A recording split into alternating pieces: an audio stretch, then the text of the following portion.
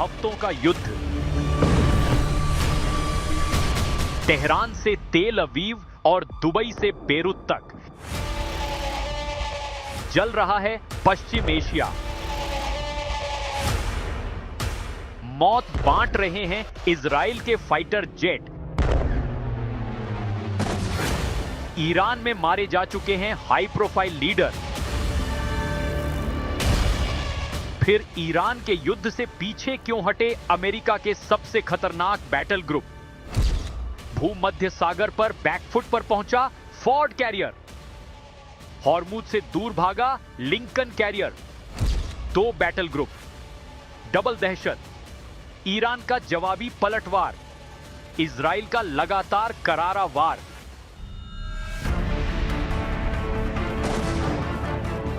Larijani, Sulemani और इस्माइल खतीब। Israel ने खत्म कर डाले ईरान के 3 बड़े सूरमा। अपने हर लीडर का बदला लेगा ईरान। तेहरान कर रहा है इनकलाब स्क्वायर से ऐलान। ईरान खा रहा है लारीजानी की कसम। तेल अवीव तो तोड़ डालेंगे खर्रम शहर के क्लस्टर बम। इजराइल को जलाने के लिए सबसे खतरनाक मिसाइल। खर्रम शहर के बाद अब ईरान लॉन्च कर रहा है हज का सिम। डोनाल्ड ट्रंप और बेंजामिन नेतन्याहू को जवाब देने के लिए ईरान का नया लड़ाका तैयार है।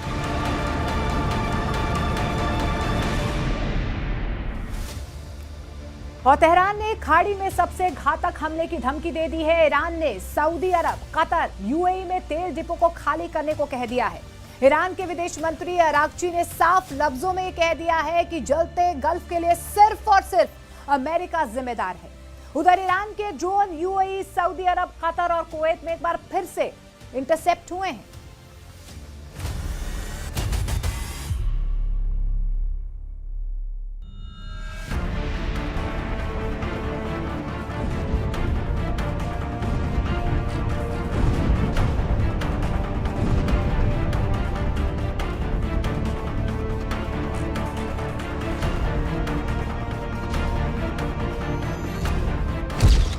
ट्रंप के टर्मिनेटर ने मानी हार।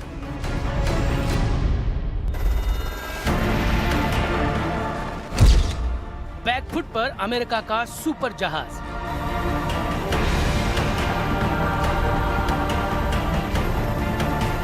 क्या अमेरिका की नौसेना को ईरान ने बहुत बड़ा झटका दे दिया है? यूएसएस जेराल्ड फोर्ड और अब्राहम लिंकन ये वो जहाज हैं जिन्हें दुनिया अजेय मानती है, लेकिन सैटेलाइट इमेज में ये दोनों युद्धपोत पीछे हटते दिखे। क्या ये जहाज ईरान के तट से सैकड़ों किलोमीटर दूर हो गए हैं? क्या ये अमेरिकी ताकत का अंत है या डर का इजहार?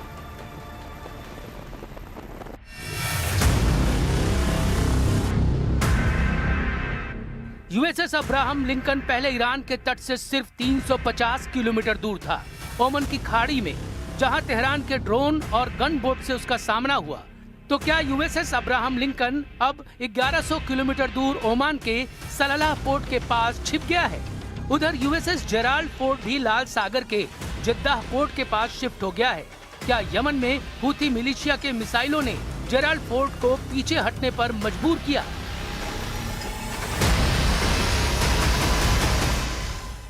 ईरान ने दावा किया कि बैलिस्टिक मिसाइल और ड्रोन अटैक ने अमेरिकी युद्धपोत यूएसएस अब्राहम लिंकन को पीछे हटने पर मजबूर किया। हालांकि अमेरिका ने इस दावों को खारिज कर दिया।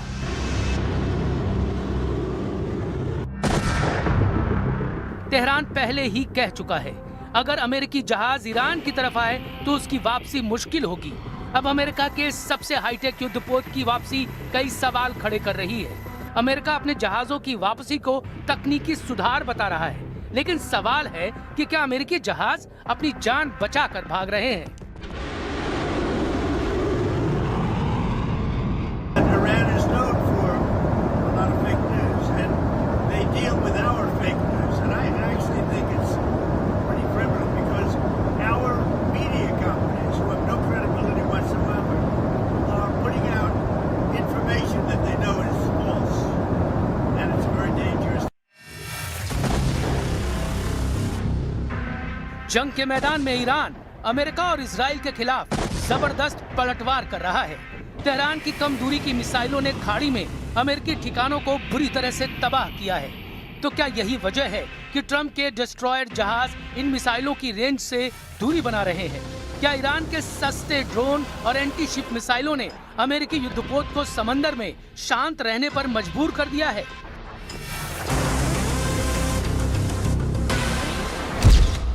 अमेरिका के दूसरे aircraft carrier USS Gerald Ford की लॉन्ड्री में 12 मार्च को आग लग गई थी। यह आग 30 घंटे से ज्यादा देर तक जलती रही। इसमें कई सैनिक घायल हो गए। 600 से ज्यादा सैनिक बिस्तर छोड़कर फर्श पर सोने को मजबूर हुए। अब इस जहाज को मरम्मत के लिए ग्रीस के सौदा द्वीप भेजा जा रहा है। युद्ध क्षेत्र से बिल्कुल बाहर, ईरान की मिसाइलों से कोसों दूर। क्या यह महज इत्तेफाक है या अमेरिका का डर?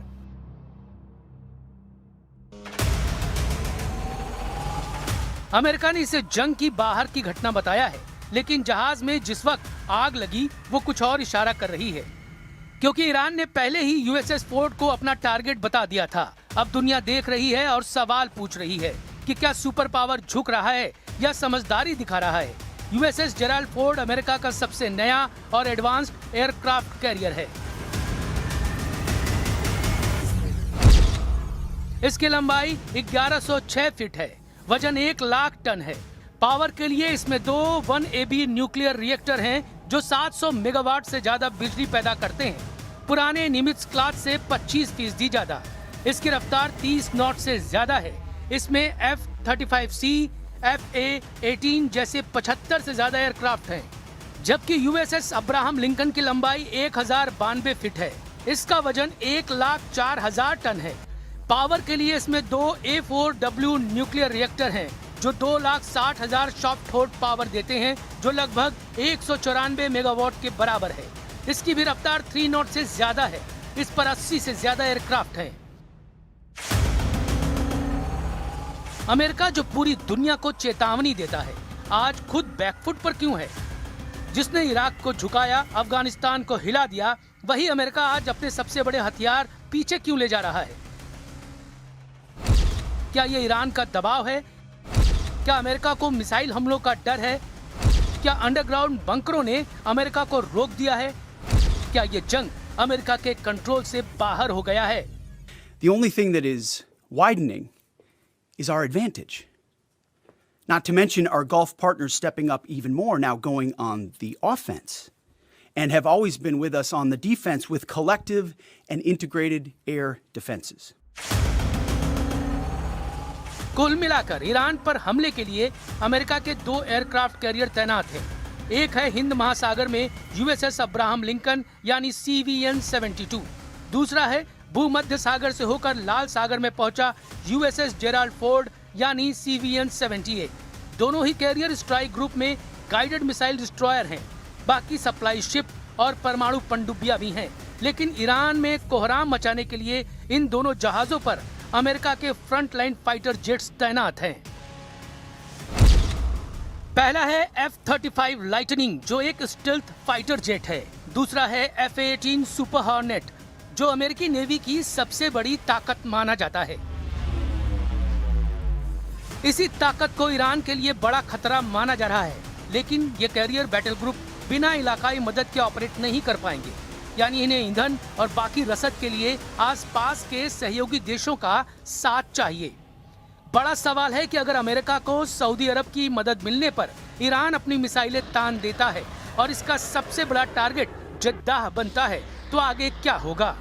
ईरान की मिसाइल सऊदी अरब की इस पोर्ट सिटी तक पहुंच सकती है और यहां से यमन भी बहुत करीब है, जहां से हुथी मिलिशिया भी ईरान की मदद करने के लिए जद्दाह और अमेरिकी बैटल ग्रुप को टारगेट कर सकती है। इस तरह से अमेरिका और उसके खाड़ी वाले साथी 2 चोक पॉइंट से घिर गए हैं। एक है हरमुज और दूसरा है बाब अल मंदब। दोनों ही जगह अमेरिका और उसके साथी खाड़ी देशों के गले की फांस बन चुकी है। हरमुज पर ईरान का पहरा है और बाब अल मंदब भी दूसरा चोकिंग पॉइंट बनने जा रहा है। ईरान का युद्ध लंबा चलने वाला है। ईरान की सेना अब यह युद्ध ट्रंप और नेतन्याहू को पूरी तरह से थकाने के लिए लड़ रही है और इसमें उसकी खतरनाक मिसाइल सबसे बड़ी भूमिका अदा कर रही है। अभी तक ईरान ने कौन कौन सी मिसाइलों से इजराइल पर अटैक किया है, ये भी देखिए। ईरान की मिसाइल खुर्रम शहर, रेंज 2000 से 3000 किलोमीटर तक। शहाब 3 बैलिस्टिक मिसाइल, रेंज 1600 से 2000 किलोमीटर तक। Sejjil ballistic missile, range 2000 kilometre. Ghadir missile और इमाद मिसाइल दोनों की रेंज 1800 किलोमीटर। लेकिन सवाल है कि समंदर का सबसे ताकतवर खिलाड़ी आज खामोश क्यों है? जो जहाज हमला करते थे आज बचाव में क्यों है? क्या ये वापसी है या बड़े हमले की तैयारी? यूएसएस फोर्ड और यूएसएस लिंकन का पीछे हटना एक साधारण सैन्य फैसला भी हो सकता है, लेकिन दुनिया के लिए ये एक बड़ा संकेत है। सुपर पावर भी कभी कभी रुकता है या फिर खेल उसके हाथ से निकल रहा है।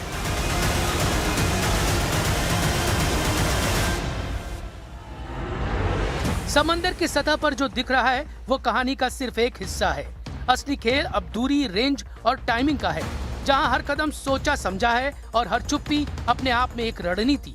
ताकत सिर्फ आगे बढ़ने में नहीं होती, कभी कभी सही वक्त पर रुक जाना भी सबसे बड़ा दांव होता है। लेकिन इस बार दांव बहुत बड़ा है। एक तरफ ईरान का बढ़ता दबाव, दूसरी तरफ अमेरिका की साख। अब सवाल ये नहीं कि जहाज कहाँ है, सवाल ये है कि अगला वार कौन करेगा और कब, क्योंकि अगला कदम सिर्फ जंग की दिशा नहीं, दुनिया की तस्वीर भी तय करेगा।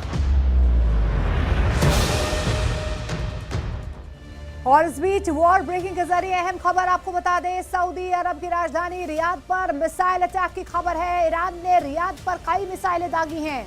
ईरान ने आपको बता दें तेल डिपो पर हमले की धमकी दी थी। इस बीच सऊदी अरब ने रियाद और अल खारज प्रांतों के लिए खतरे की चेतावनी भी जारी की है, यानी कि सायरन्स की आवाजें वहां पर अब आनी शुरू हो गई हैं। सऊदी अरब ने नोटिफिकेशन देना शुरू कर दिया है और देखिए आग की लपटें भी आपको नजर आ रही है कि किस तरीके से यहाँ पर कई मिसाइल्स को इंटरसेप्ट भी किया गया है। लेकिन आप तस्वीरें देख पा रहे हैं कि किस तरीके से ईरान की तरफ से यहाँ पर प्रहार किया गया है। बड़ी खबर आपको बता दें, सऊदी अरब की राजधानी रियाद पर ये मिसाइल अटैक किया गया है। ईरान ने ये मिसाइल अटैक किया है, कई मिसाइलें रियाद पर दागी हैं, क्योंकि ईरान की तरफ से ये धमकी दी गई थी कि तेल डिपो पर उनकी तरफ से प्रहार किया जाएगा। और सऊदी अरब ने आपको बता दें रियाद और अल खारज प्रांतों के लिए फिलहाल जो है खतरे की चेतावनी जारी कर दी है। और आग की तेज लपटें जो है आप बिल्डिंग से निकलते हुए देख पा रहे हैं कि किस तरीके से ईरान की तरफ से यहाँ पर ये बड़ा प्रहार किया गया है। अली लारिजानी की मौत के बाद मुस्तफा खामनेई की तरफ से पहला रिएक्शन भी सामने आया। उन्होंने कहा है कि खून का बदला खून से लिया जाएगा। और ऐसे में देखिए ईरान की तरफ से एक बार फिर से यहाँ पर प्रहार किया गया है। इससे पहले भी हमने देखा है कि किस तरीके से सऊदी अरब, यूएई, कतर, इन तमाम इलाकों में जहाँ जहाँ पर यूएस के एयर बेसिस थे वहाँ पर ईरान की तरफ से मिसाइल अटैक किया जा रहा है। हालांकि देखिए कई मिसाइलों को इंटरसेप्ट यहाँ पर जरूर किया जा रहा है, लेकिन इस बीच आप देखिए कि किस तरीके से यहाँ पर कोहराम मचता हुआ नजर आ रहा है।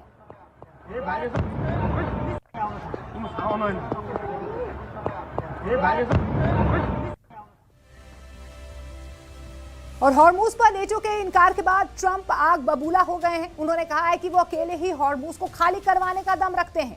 इधर पहली बार लारिजानी की मौत पर मुस्तफा खामनेई ने इजराइल को धमकी दे दी है। उन्होंने कहा कि ईरान हर शहीद का बदला लेगा।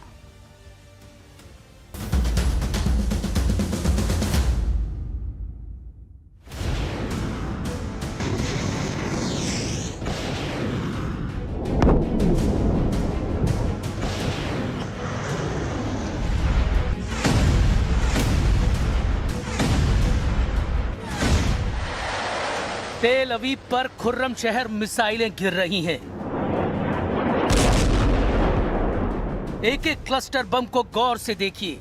ये टूटते हुए सितारे नहीं, मौत बरसाने वाले वो बम हैं जिसका इजराइल के पास कोई तोड़ नहीं। ईरान सुरक्षा परिषद के सचिव अली लारिजानी के मारे जाने के बाद ईरान ने इजराइल पर खुर्रम शहर की बरसात कर दी है। लारिजानी के मौत के खिलाफ ईरान ने अपनी मिसाइल वेव नंबर 61 को लॉन्च किया। लारिजानी की मौत का बदला इजराइल पर 100 टारगेट पर हमले से लिया गया। इन हमलों में ईरान ने सबसे ज्यादा खुर्रम शहर 4 और कद्र मिसाइल को लॉन्च किया, जो ईरान की सबसे खतरनाक मिसाइलों में शामिल हैं।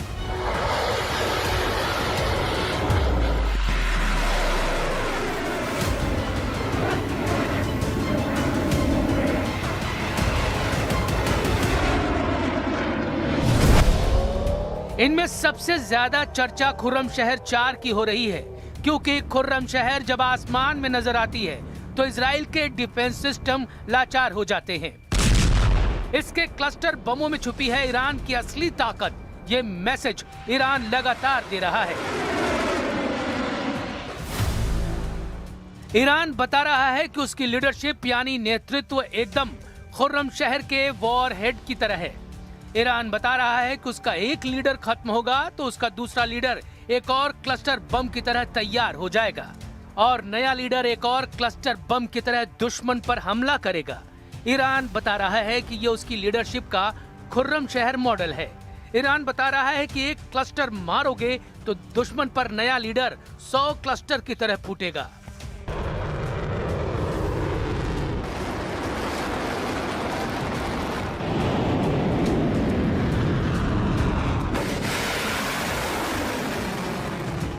इसीलिए खुर्रम शहर का वॉरहेड ईरान की लीडरशिप का आईना कहा जा सकता है। लॉन्च होने के बाद इसके टारगेट हिट करने वाला स्ट्राइक रेट अब तक 100% रहा है।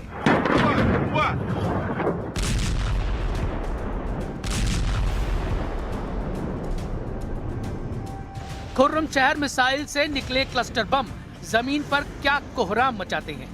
इजराइल इसको छुपाने की कोशिश जरूर कर रहा है, क्योंकि टारगेट पर इजराइल के कई मिलिट्री बेस और कई खुफिया अड्डे रहे हैं। लेकिन खुर्रम शहर 4 के क्लस्टर बम तेल अवीव की बड़ी आबादी पर गिर रहे हैं और ऐसे में आम लोगों को भी नुकसान पहुंचा रहे हैं। ईरान की तरफ से जो मिसाइल दागे जा रहे हैं उनमें है क्लस्टर बम, और वो क्लस्टर बम इसराइल में मचा रहे हैं तबाही। पिछले 3 दिनों से जगह जगह पे हमले हो रहे हैं और क्लस्टर बम की वजह से तबाही हो रही है। मैं इस वक्त नेकबा एरिया में हूं, ये इसराइल का एरिया है और यहाँ पे आप देख सकते हैं कि बिल्डिंग का क्या हाल हुआ है। यहाँ पे क्लस्टर बम की वजह से फिलहाल ऐसा लगता है कि इसराइल के पास क्लस्टर बम का तोड़ अभी तक नहीं है। Air defence system cluster bomb के सामने फेल हो रहा है। लारिजानी पर हमले के बाद ईरान ने लॉन्च की अपनी प्रीमियम क्लास की मिसाइल। दावा किया जा रहा है कि इस मिसाइल का तोड़ इजराइल के पास बिल्कुल भी नहीं है और ये बहुत सटीक भी है। इस नई मिसाइल का नाम है हज कासिम। इस मिसाइल को लॉन्च करके ईरान बहुत बड़ा मैसेज दे रहा है। Quds commander major general Qasem Soleimani के नाम पर ईरान इस मिसाइल को 2020 में पहली बार दुनिया के सामने लाया था। इस मिसाइल की रेंज है 1400 किलोमीटर और वॉरहेड का वजन है 500 किलो। खास बात यह है कि हज कासिम सैटेलाइट नेविगेशन यानी जीपीएस जैसी तकनीक का इस्तेमाल नहीं करती, इसलिए ना इसे जैम किया जा सकता है और ना ही इलेक्ट्रॉनिक वॉरफेयर वाली तरकीब इसके खिलाफ काम आएगी। और सैटेलाइट नेविगेशन के बगैर भी ये टारगेट के 100 मीटर के दायरे में हमला करती है। क्लस्टर बम आ रहे हैं मिसाइल में ईरान के, वो अलग अलग जगहों पे गिरते हैं और काफी जगहों पे तबाही हो जाती है और वहां पर ना ही फौरन फिर टीमें पहुंच पाती हैं रेस्क्यू और रिलीफ के लिए और ना ही इंटरसेप्टर्स उनको खत्म कर पाते हैं। तो ऐसे में एक बड़ा सरदर्द फिलहाल बना हुआ है इसराइल के लिए क्लस्टर बम।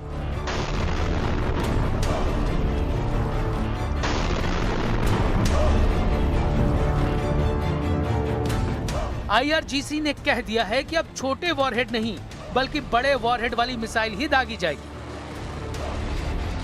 रेवोल्यूशनरी गार्ड्स अब हर मिसाइल को 1000 किलो के वॉरहेड से लैस कर रही हैं। 1000 किलो का वॉरहेड यानी 1 टन का ऐसा बम जो जहां फटता है वहां हर चीज को धुएं और धूल में तब्दील कर देता है, जलाकर राख कर देता है। ईरान 1 टन के वॉरहेड के लिए 4 मिसाइलों का इस्तेमाल कर रहा है। पहली है खुर्रम शहर 4 और दूसरी है इमाद, तीसरी है सज्जिल और चौथी है शहाब 3। इन चारों मिसाइलों से अब ईरान लगातार इजराइल में सर्वनाश करने वाले अटैक कर रहा है।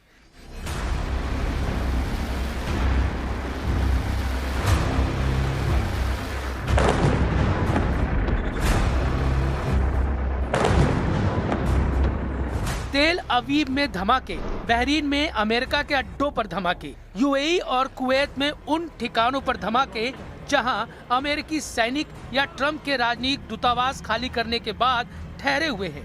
ईरान के हमलों की सुनामी चुन चुन कर अपने टारगेट को तबाह करने लगी है। ईरान ने नेतन्याहू और ट्रंप को दिया है काउंटर झटका। ईरान ने ऐलान कर दिया है कि यह युद्ध अमेरिका और इजराइल ने शुरू किया था, लेकिन इस जंग को खत्म ईरान करेगा और इसके लिए ईरान की मिसाइल ब्रिगेड लगातार हमले कर रही है। پاسخ کلی دولت این هستش که ما که جنگ آغاز نکردیم ولی ما پایان دهنده اون خواهیم بود. एक तरफ तेल के दाम, दूसरी तरफ युद्ध का बढ़ता हुआ खर्च। अमेरिका इस वक्त अपनी आधी नौसेना ईरान को हराने के लिए झोंक चुका है, लेकिन तेल के खेल ने ईरान को वो ताकत दे दी है जिसकी वजह से अब वो न सिर्फ अमेरिका बल्कि इजराइल के युद्ध को भी कंट्रोल करने लगा है। बल्कि दुनिया में इसका कहां और क्या असर होगा, इसका फैसला भी अब ईरान के हाथों में है। पुतिन ने कह दिया है दुनिया में तेल संकट शुरू हो चुका है।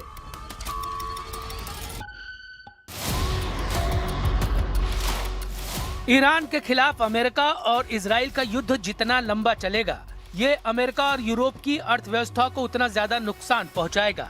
साथ ही खाड़ी देशों का तेल उद्योग पहले ही पूरी तरह से ठप पड़ चुका है। लारिजानी और गुलाम रेजा सुलेमानी जैसे कमांडर अब नहीं रहे, लेकिन ईरान ट्रंप और नेतन्याहू का वो एहसास खत्म कर चुका है जिसमें ईरान पर हमला करने के बाद वहां सत्ता बदलने का जुनून था। ईरान की नई लीडरशिप अब खुर्रम शहर मिसाइल के वॉरहेड की तरह काम कर रही है, जिसमें 80 से ज्यादा क्लस्टर होते हैं और दुश्मन के खिलाफ एक क्लस्टर बम भी नाकाम हुआ, दूसरा क्लस्टर वार के लिए तैयार रहता है। ऐसी ही एक क्लस्टर लीडरशिप का नाम है अब्बास अरागची, जो ईरान के विदेश मंत्री हैं। जब ईरान के विदेश मंत्री अब्बास अरागची से पूछा गया कि आप अमेरिका से सीज फायर के लिए क्यों नहीं बात करते, तो उन्होंने जवाब दिया, हम इजराइल और अमेरिका को कड़ा सबक सिखाना चाहते हैं ताकि वो फिर कभी ईरान पर हमले की हिम्मत न करे।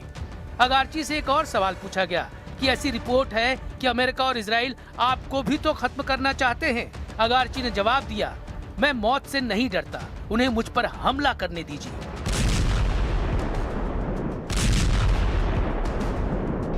ईरान से आ रही रिपोर्ट बता रही है कि तेहरान, इस्फहान, करज और खुर्माबाद में सबसे ज्यादा तबाही हुई है।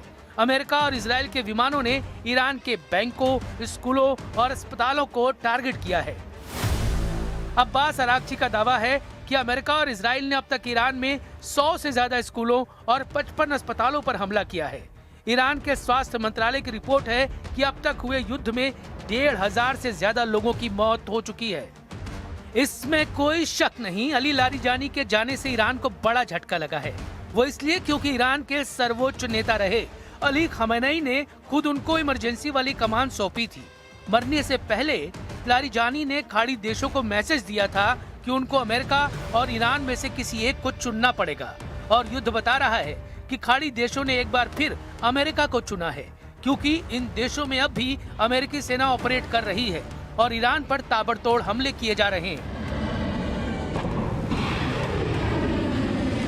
ग्रीस से आए एक वीडियो ने बता दिया है कि जंग का दायरा अब पश्चिम एशिया से बाहर फैल सकता है।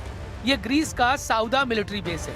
यहाँ अमेरिका और नेटो के जहाज खड़े हुए देखे जा सकते हैं। यहाँ अमेरिका के टैंकर विमान भी हैं, इनके लॉन्ग रेंज वाले टोही विमान भी। सवाल है, क्या ये अड्डा अमेरिका और इजराइल की मदद के लिए बैकअप बेस बन चुका है? क्योंकि लाल सागर से वापस लौटने के बाद अमेरिका का aircraft carrier USS Gerald Ford भी यहीं डेरा जमा रहा है। अमेरिका ने स्ट्रेट ऑफ हॉर्मुज में बंकर बस्टर बम गिरा दिए हैं। ईरान के तट के करीब 5,000 पाउंड की मिसाइल दाग दी गई है। उधर ईरान ने इजराइल पर भीषण हमला किया है। तेल अवीव में हुए हमले में 2 लोगों की मौत की खबर सामने आ रही है।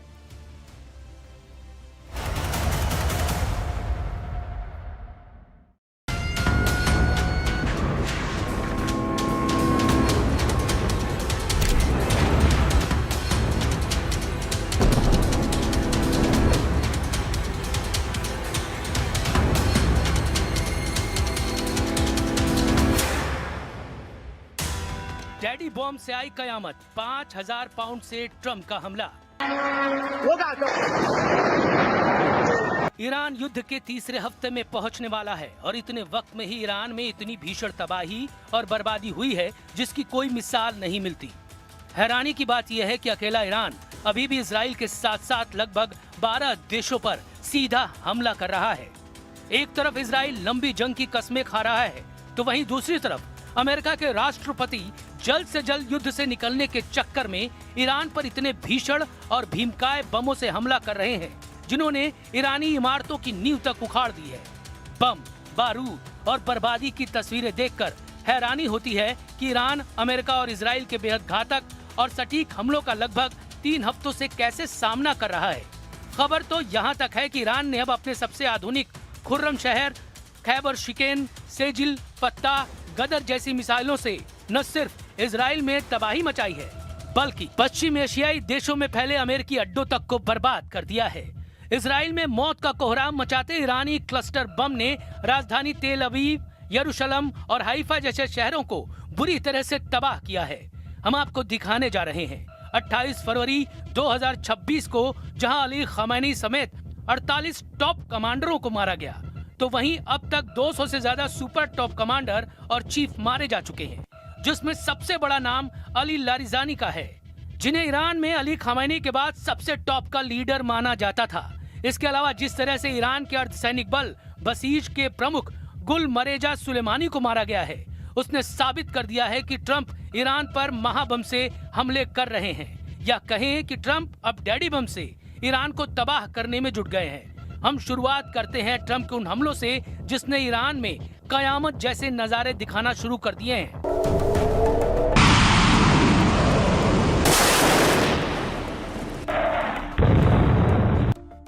5,000 पाउंड का महाबम, ईरान पर ट्रंप के आखिरी हमले।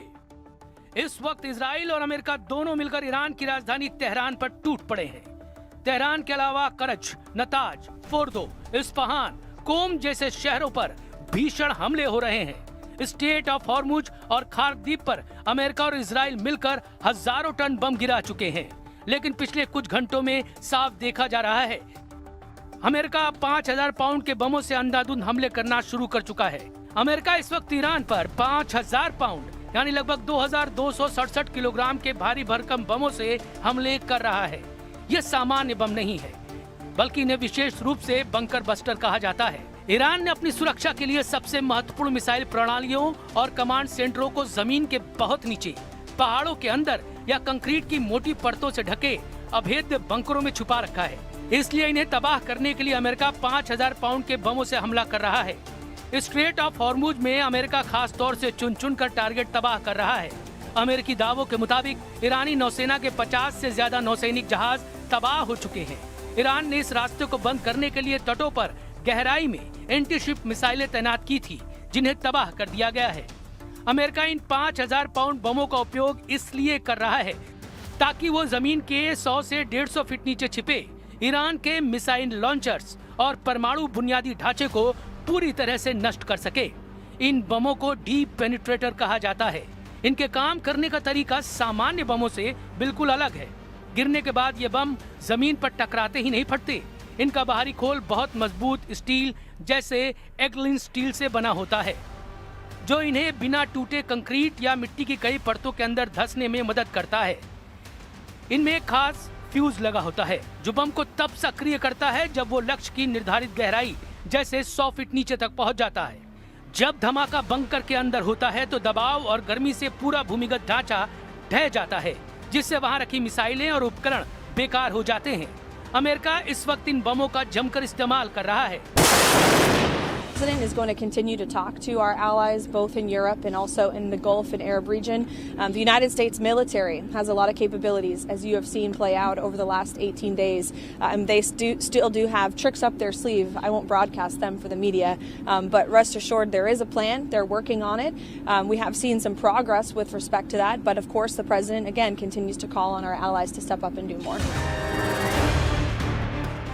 GBU-72 ये अमेरिका का सबसे आधुनिक 5,000 पाउंड का बम है। इसे पहली बार युद्ध में बड़े पैमाने पर इस्तेमाल किया जा रहा है। ये GPS गाइडेड है और खराब मौसम में भी सटीक निशाना लगाता है। GBU-28 ये एक पुराना और आजमाया हुआ laser guided bunker buster bomb है। इसका उपयोग खाड़ी युद्ध के समय से हो रहा है। GBU-57 MOP ये 30,000 पाउंड का महाबम है, जिसका उपयोग अमेरिका ने पिछले साल ईरान के परमाणु ठिकानों जैसे फोर्डो को निशाना बनाने के लिए किया था। अमेरिकी सेंट्रल कमांड यानी सेंटकॉम की रिपोर्ट्स के अनुसार इन बमों से खास टारगेट हिट किए गए हैं। हार्मोज तटरेखा के किनारे पहाड़ों में बने ईरान के एंटी शिप क्रूज मिसाइल अड्डों पर जमकर इस्तेमाल हो रहे हैं। बुशहर परमाणु संयंत्र के पास के सैन्य ठिकानों पर इस हमले की खबरें हैं। चाबहार और अब्बास बंदरगाह के पास इन क्षेत्रों में भूमिगत सैन्य गोदामों और कमांड सेंटरों को इन बमों से तबाह किया गया है। नेटांज और इस्फहान यहाँ के परमाणु और मिसाइल रिसर्च सेंटरों पर भी बंकर बस्टर बम गिराए गए हैं ताकि ईरान की पलटवार करने की क्षमता को खत्म किया जा सके। Iran's nuclear doctrine has been a peaceful one, and we have always sought and still seek to exercise our rights to benefit from peaceful nuclear energy. A fatwa, as you know, depends on the person who issues it. I am not yet in a position to judge what the new leader's jurisprudential or political stance on this matter will be. My understanding is that it should not differ greatly from our previous policies, but we must wait until we become aware of his views. अरब से Iran की अब सीधी जंग। Report के मुताबिक America Iran संघर्ष अब तीसरे सप्ताह में प्रवेश कर चुका है। ट्रंप ने चेतावनी दी है